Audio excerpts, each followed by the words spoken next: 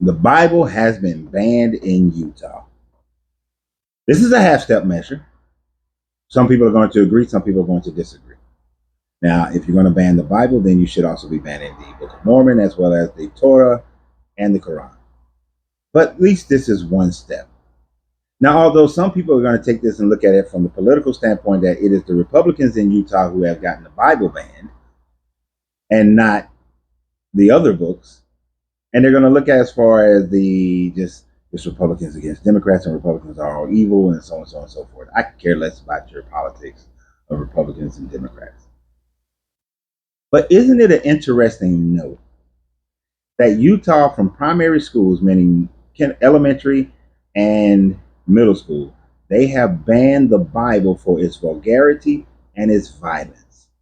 A person pointed out, I believe when I read this story, in the 18 pages, they demonstrated different verses of the Bible that was vulgar, that had violence, books like the Songs of Solomon, books that dealt with men taking advantage of women, your boys skeeting on the floor, all these sorts of things.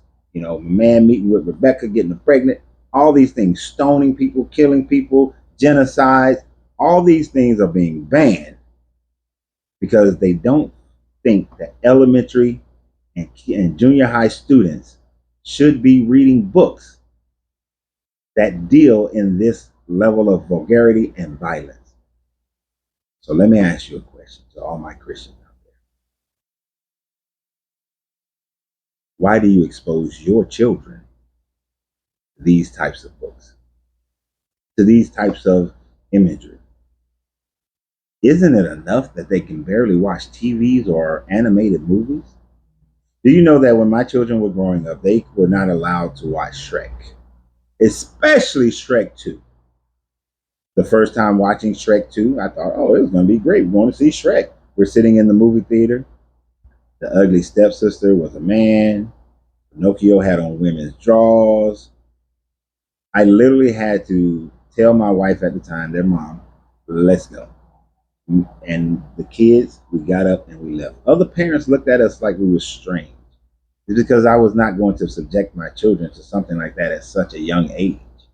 There are many animated movies and other movies that my children did not watch, did not see when they were too young to understand what they were watching. And I also knew what type of imprint those things put in children's minds. So I protected my children. I also protected my children from the Bible. Now you may say, what child is picking up the Bible and reading it? But I was 9 when I picked up the Bible and started reading it from front to back. I was 9 when I read about all the genocide, 9 when I read about all the rape, 9 when I read about all the murder, 9 when I read about all the stoning, 9 when I read about all these transgressions against women, about Dana being abused by a man, and then after the abuse of the man, two of the brothers said, hey, cut off a piece of your foreskin and you can become like us, and then you can marry our sisters. And then when the men were recovering from the whole village getting that done, they went and genocided that entire village. I was 9 when I read those things. And there's no way of explaining your way out of it. Oh, it was God's will. A child does not understand that. Most of you adults don't understand that. And that is all propaganda anyway, in order for you to justify all the misdeeds of this creator God of yours, of Yahweh, in order for you to be able to maintain this idea that this is your only escape from the hell that has been brought to earth. But if Utah has enough sense to know that children should not be subjected to this, yet you are subjecting your child to all types of misbehavior every day through the shows that they watch, the television shows, the books that they read. But they even recognize that the Bible in itself is filled with violence and vulgarities. Yet you indoctrinate your children into this religion, hoping that one day when they see these things, they will say, but God works in mysterious ways. Who are we to know the mind of God? Who are we to question the one that created us?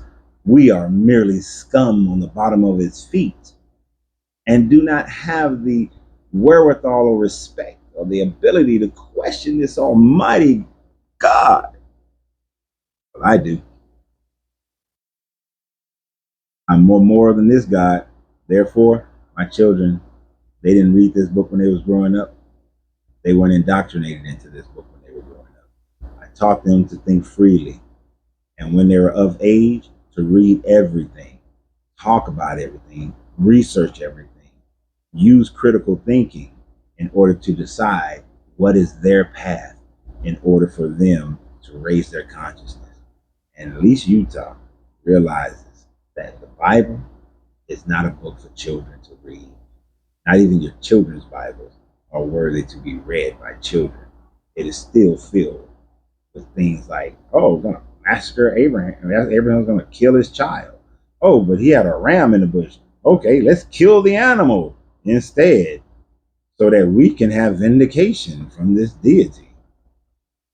So that this deity can give us great fruitfulness. As long as we, do what this deity says, we can live forever. Let's kill all the firstborn of Egypt so that we can escape from this situation. Let's kill the water in the Nile River so that all the animals die. Let's kill all the animals with hailstorms. Let's kill all the animals with diseases. Let's do all of this. Let's starve and famine out the people. That's what we need to do in order for us to be in the divinity of this deity. Bravo, Utah. I applaud you where others may come against you. I applaud you. On certain aspects, I think you're ahead of the game. Mormonism is still racist as hell, but I applaud you at least in this part. So y'all have a great day. Remember, you got to free yourself to be yourself. Because your greatness is non-negotiable.